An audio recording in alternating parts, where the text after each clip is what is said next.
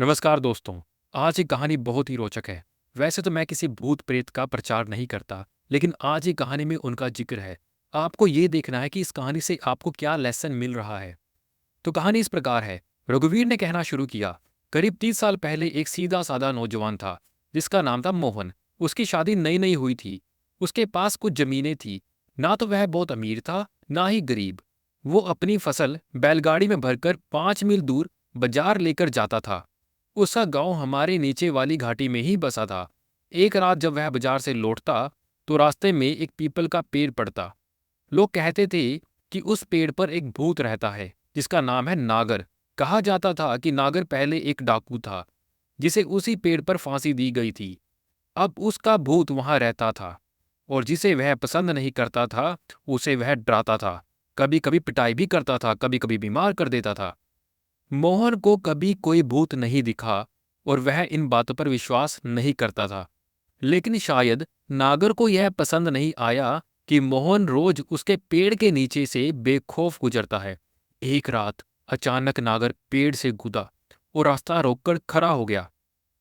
उसने चिल्लाकर कहा, बैलगाड़ी से नीचे उतर, मैं तुझे मारने आया हूं। मोहन डर गया और उससे बोला, मैं क्यों उतरूं? मेरा मरने का कोई इरादा नहीं है। नागर गुस्से में बोला, कोई एक वजह बता कि मैं तुझे क्यों ना मारूं। मोहन बोला, अगर तूने मुझे मार दिया तो मेरी पत्नी अकेली रह जाएगी। मैं ही उसका एक सहारा हूं। नागर बोला, तेरे गरीब होने से मुझे कोई फर्क नहीं पड़ता। मोहन ने हिम्मत करके कहा, तो फिर मुझे अमीर बना दो। नागर मुस्कुराया और बोला, तो मैं तेरे साथ चल रहा हूं। आज से मैं तेरे साथ रहूंगा। मोहन घबरा गया, लेकिन नागर ने कहा, बस दो शर्तें हैं। मुझे सिर्फ तू ही देख सकेगा। तू किसी को भी मेरे बारे में नहीं बताएगा, वरना मैं तुझे मार डालूंगा। मोहन ने वादा किया और नागर उसके साथ रहने लगा। अब रात में गाय के बाड़े में नागर और मोहन साथ सोते थे। नागर ने अपने जादू से मोहन की मदद करनी शुरू कर दी। कुछ ही महीने में मोहन अमीर हो गया। जमीन बढ़ी, मवेशी बढ़े, पैसा बरसने लगा। लेकिन कोई नहीं जानता था कि मोहन की यह दौलत कहाँ से आ रही है। उसकी पत्नी परेशान रहने लगी, क्योंकि वह रात को अंदर नहीं सोता था। कभी कहता था, मुझे बुखार है। कभी कहता था, कोई गाय चुराने आता है, मुझे पहरा देना है। पत्नी ने कई बार छुपकर देखा, मोहन गाय के बाड़े में ही सो रहा है। आखिरकार पत्नी ने अपने माता पिता को बुला लिया। रिश्तेदार भी पूछने लगे, इतना पैसा कहाँ से आया? सब ने मिलकर मोहन पर दबाव बनाया। मोहन बोला, क्या आप लोग चाहते हैं कि मैं मर जाऊं? अपना धैर्य खोते हुए मोहन ने कहा, अगर मैं अपनी दौलत का कारण आपको बताता हूं तो मैं सब कुछ खो दूंगा।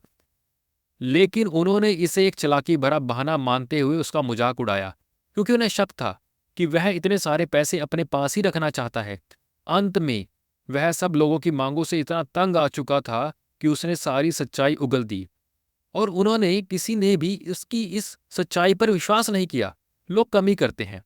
लेकिन उस रात नागर गाय के बाड़े में सोने नहीं आया। मोहन बाड़े में अकेला ही सोया। मोहन डर गया। उसे लगा कि नागर नाराज हो गया है और वह अब उसे मार डालेगा। अगली शाम जब मोहन बाजार लौट रहा था, तभी नागर फिर पेड़ से कूदा और गुस्से में चिल्लाया, झूठा दोस्त, मैंने तुझे अमीर बना दिया और तूने मेरा राज सबको बता दिया। मोहन ने सिर झुकाकर कहा, मुझे माफ कर दो। तुम चाहो तो मुझे मार सकते हो। नागर बोला, मैं तुझे नहीं मारूंगा। इतने दिनों तक हम दोस्त रहे, तू मेरा दोस्त है, लेकिन तेरे को मैं सजा जरूर दूंगा। उसने पीपल की एक मोटी डाली तोड़ी और मोहन की पीठ पर तब तक मारा जब तक उसकी कमर पूरी तरह झुक नहीं गई। रघुवीर ने कहा, उस दिन के बाद मोहन कभी सीधा खड़ा नहीं हो सका। उसकी पत्नी उसे छोड़कर चली गई। वह खेतों में काम करने के लायक नहीं रहा और भीख मांगने लगा। घूमते घूमते हमारे शहर आ पहुंचा और यहीं बस गया। उसे यहाँ के लोग बाकी जगहों से ज्यादा दयालु लगते हैं, और सबसे अच्छी बात, यहाँ कोई पीपल का पेड़ नहीं है। कमल ने पूछा, पर जो पैसा नागर ने दिया वो कहाँ गया? रघुवीर मुस्कुराया और बोला, वो खत्म हो गया। जैसे ऐसे धन का होना चाहिए। जो दौलत मेहनत से नहीं मिलती, वो टिकती नहीं है। धन्यवाद दोस्तों।